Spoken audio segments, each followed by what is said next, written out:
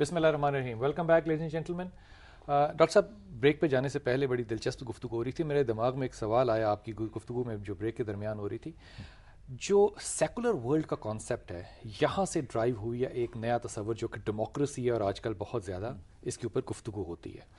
اور جہاں پہ پہلے بات ہو رہی تھی کہ مورل جو ہے وہ امبیڈڈ ہے ایک ڈیوائن سورس میں, جبکہ جو ریلیجن ہے وہ آپ کو تصور دیتا ہے اجتہاد کا. یہ سیکولرزم کے ساتھ جو ڈیموکریسی نکلتی ہے اور جو اجتہاد کا تصور نکلتا ہے, کہاں یہ ملتے ہیں, یا ایک کو آپ پروسیس سمجھتے ہیں اور ایک کو کاؤنٹنگ سمجھتے ہیں؟ ان میں کوئی مناسبت ہوگی؟ دیکھیے, سیکولرزم کا جو اصطلاح ہے, اس کی جو ہم نے کم از کم علماء ہند نے, اس وقت تو ہندوستان تھا, یہ جس کو لادینیت اس کو کہا گیا. تو لادینیت اس کو اس لیے کہا گیا چونکہ اس وقت مصطفیٰ کمال پاشا نے خلافت کی جب تنسیخ کی تو مغرب کو فالو کرتے ہوئے سیکولرزم اڈاپٹ کیا ایز اے پولیٹیکل سسٹم. تو اس وقت یہ پیش اختلاف ہمارے علماء ہند نے پیش کیا تھا کہ سیکولرزم سے مراد لادینیت ہے, اور اس سے مطلب یہ ہوگا کہ ترک قوم جو ہے وہ ملحد ہو جائے گی. تو اس خوف سے اس کی جو اصطلاح ہے اس کا ترجمہ ہی غلط کیا گیا ہے. لادینیت یہ نہیں بنتی.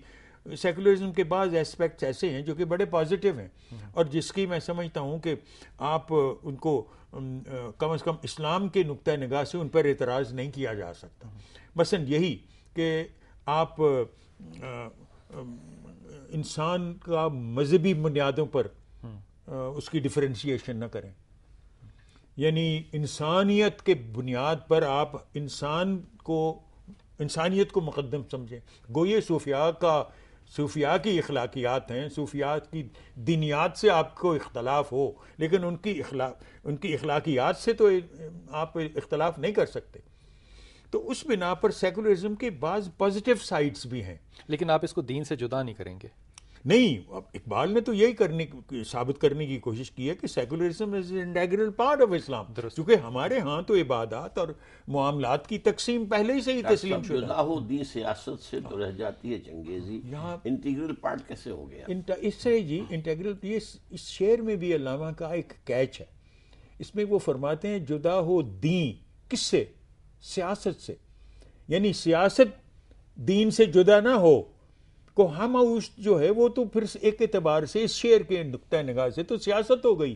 سیاست سے دین کا اگر جدا ہونا وہ بنتی ہے چنگیزیت, اور چنگیزیت سے مراد استحصال ہے, سوشل ایکویلٹی میں فرق ہے. اور پھر اقبال نے یہ کیوں کہہ دیا دین ملا فی سبیل اللہ فساد؟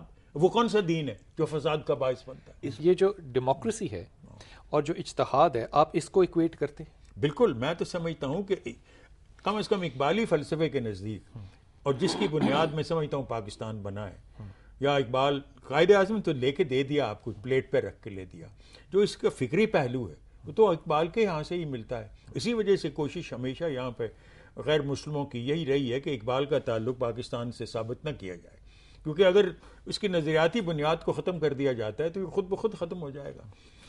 اور اسی بنا پر میں سمجھتا ہوں کہ اقبال کا یہ کہنا کہ ختم نبوت کے ساتھ تعلق ہے, یعنی سلطانی جمہور کی, اور سلطانی جمہور کو خلفائے راشدین کے عہد کو سلطانی جمہور کی مثال سمجھنا, اور اس کے ساتھ اجتہاد کو منسلک کرنا, یعنی یہ تو سمجھ لیجئے کہ ایک طرح سے اقبال کو ان جدیدیین کی کیٹیگری میں شمار کرتی ہے جس میں آپ جمال الدین افغانی کو یا محمد ابدعو کو لے کے آتے ہیں. یہ وہ لوگ ہیں جو کہ جدیدیین میں جن کا شمار ہوتا ہے. یہ مولانا مودودی والی تھنکنگ نہیں ہے, میں تسلیم کرتا ہوں, لیکن اس کے باوجود یہ ایک پازیٹیو ڈائمینشن ہے ہماری ڈیولپمنٹ کی, جو کہ آج میں کہتا ہوں اسلام کو جدید کہہ لیجیے جدیدیت کے ایک حلقے میں لاتی ہے. ہم اس بحث کو یہیں سے دوبارہ لیتے ہیں انشاءاللہ. چھوٹے سے وقفے کے بعد حاضر ہوتے ہیں.